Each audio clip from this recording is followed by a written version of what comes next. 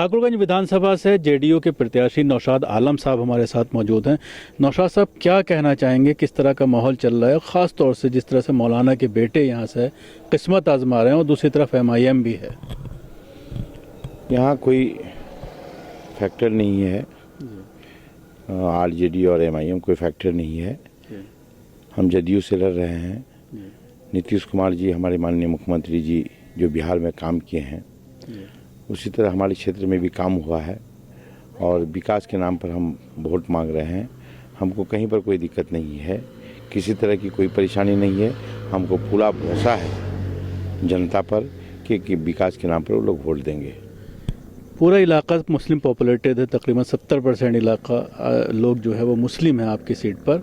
मुसलमानों में कहीं ना कहीं नीतीश कुमार को लेकर नाराज़गी देखने में आई और ख़ास तौर से इस चीज़ को लेकर के बीच में जो साथ छोड़ा गठबंधन से जो अलग हुए, उसके बाद बीजेपी से मिल गए, उसके बाद सीए का मामला आया, एनआरसी का मामला आया, तो उसको किस तरह से लोगों तक आप मैसेज पहुंचा रहे हैं, अपनी बात पहुंचाने के लिए किस तरह के दलाइल आप दे रहे हैं? अब पहले मतलब शुरू में तो कुछ नाराज़गी थी, लेकिन उन्होंने अल्पसंख्यक के लिए जो काम किया है माननीय मुख्यमंत्री जी ने, उस आधार पर लोगों की नाराज़गी बहुत कम हो गई है।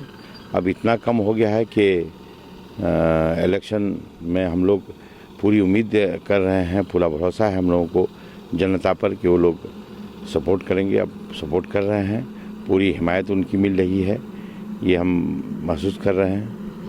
महागठबंधन की रैलियों में जो काफ़ी भीड़ आ रही है उसको लेकर न सिर्फ सोशल मीडिया बल्कि नेशनल मीडिया पर भी बहस चल रही है और लोग ये कह रहे हैं कि अब वोटर जो है काफ़ी डाइवर्ट हो रहा है महागठबंधन। नहीं, भीड़ तो अलग चीज़ है, भीड़ बहुत लोग देखने के लिए भी आते हैं, लेकिन भीड़ से ही इलेक्शन नहीं होता है।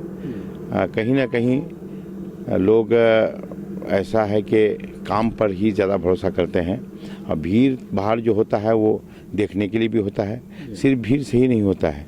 इलेक्शन सही माने में जो होता है वो काम पर होता है, विकास पर होता है और इसमें माननीय मुख्यमंत्री जी और एनडीए की सरकार ने जो काम किया है, लोगों का विश्वास जगा है और लोग विश्वास के साथ हिमायत में हैं, समर्थन में हैं और हमें पूरी उम्मीद है कि उन लोगों का पूरा समर्थन हमें मिलेगा। रोज़गार का मुद्दा जिस तरह से तेजस्वी के ज़रिए उठाया जा रहा है और नौजवानों का समर्थन कहीं ना कहीं उनको मिल रहा है, उसके बाद जिस तरह से बीजेपी ने भी उसको उठाया, हालांकि शुरू में बीजेपी ये कह रही थी कि 10 लाख लोगों को सैलरी देने के लिए जो स्टाफ आप रखेंगे, रोज़गार देंगे, उनको बजट कहाँ से लाएंगे, लेकिन उसके बावजूद 19 लाख का ऐलान खुद बीजेपी करती है। तो क्या कहना चाहेंगे उस पर? रोज़गार का मामला देखिए, जो विपक्ष में रहते हैं वो तो कुछ भी कह के चले जाते हैं, हम ये करेंगे वो करेंगे।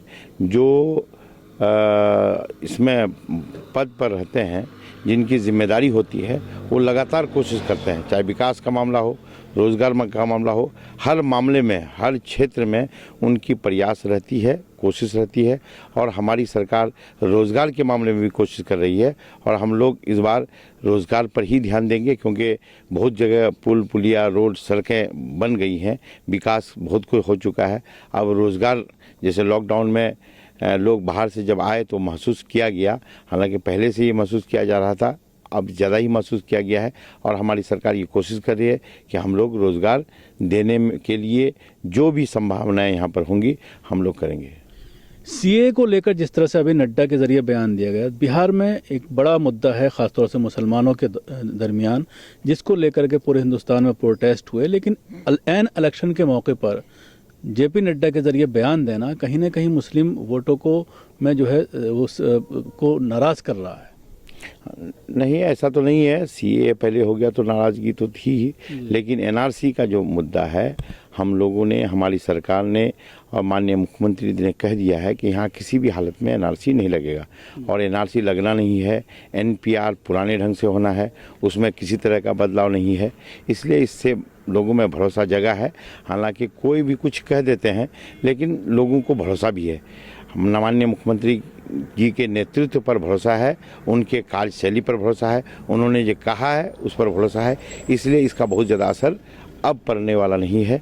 हमको पूरा उम्मीद है कि इसका असर अभी खास करके इलेक्शन में बहुत ज़्यादा नहीं पड़ने वाला है। बाढ़ प्रभावित इलाका है आपका, पूरे सीमांचल की अगर हम बात करें, हर साल फसल बर्बाद हो जाती है, सैकड़ों लोग अपनी जान गंवाते हैं, लेकिन देखने में यह आता है कि बिहार इलेक्शन में बाढ़ कोई मुद्दा नहीं बनता। हाँ, बिहार में इसलिए कि यहाँ जो बाढ़ आती है, अभी जब बाढ़ का मौसम आता है तो लोगों को परेशानी होती है। सरकार भी कोशिश करते रहती है बाढ़ से निजात दिलाने के लिए, लेकिन अभी जो है ना इलेक्शन का मामला है, लोग बाढ़ को थोड़ा सा फरामोश कर गए हैं। लेकिन वो जो करे, जनता जो सोचे, लेकिन हमारी सरकार और हमारे नेता लगातार जिस तरह की परेशानी, चाहे सूखा का हो, बाढ़ का हो, किसी तरह का परेशानी जूझने के लिए हमेशा तैयार रहती है। और उसका समझ जाइए कि खाका भी तैयार किया जा रहा है कि उसके लिए सरकार काम भी कर रही है कि आने वाले दिनों में पिछले सालों की तरह जो प्रभावित हो जाते थे लोग बाढ़ से, और बाढ़ से प्रभावित न हो, उस ओर भी काम हो रहा है। आप अब तीसरी बार अगर जीत कर आते हैं तो क्या प्राथमिकताएं होंगी इलाके के लोगों के लिए? प्राथमिकता, जैसे पहले हम लोग जो काम किए हैं उसमें कुछ काम बचा है, उसको करना है। अब शिक्षा के मामले में हर पंचायत में हाई स्कूल हो गया। अब शिक्षा में और क्या कर सकते हैं हम लोग, और क्या संभावनाएं खोज सकते हैं, और शिक्षा हो, यहाँ पर स्कूल हो गया, टीचर की बहाली हो जानी है। अब ये हो जाता है तो शिक्षा पर लोगों का ध्यान कैसे बढ़े, इसके लिए हम लोग कोशिश करेंगे। जल नल योजना है, पूरी तरह से उसका जो कार्य हो रहा है वो पूरी तरह से उतर जाए, उससे लोग लाभ ले सके, उस पर हम लोग काम करेंगे। स्वास्थ्य पर भी काम करेंगे, और जो दिक्कतें लोगों के सामने है, रोज़गार मुहैया कराने के लिए जो संभावनाएं हैं, उसको हम लोग तलाशेंगे, हम लोग कोशिश करेंगे। शुक्रिया। ये थे नौशाद आलम साहब जो जेडीयू से यहाँ पर किस्मत आजमा रहे हैं। 2 बार ये इलेक्शन जीत चुके हैं, तीसरी बार यहाँ से इनको टिकट मिला है जेडीयू के ज़रिए। और जिस तरह से इन्होंने न्यूज़मैक्स से बात की और अपने प्लान बताया कि किस तरह से इलाके की तरक्की के लिए ये आगे काम करना चाहते हैं और क्या क्या मुद्दे हैं जिनको लेकर ये चुनाव लड़ रहे हैं। कैमरा पर्सन कौसर अवली के साथ न्यूज़मैक्स के लिए शकील अहमद। सभी अहम खबरों के लिए न्यूज़ एमएक्स को सब्सक्राइब करें, साथ ही बेल आइकॉन को जरूर दबाएं। लाइक, शेयर, कमेंट करना ना भूलें।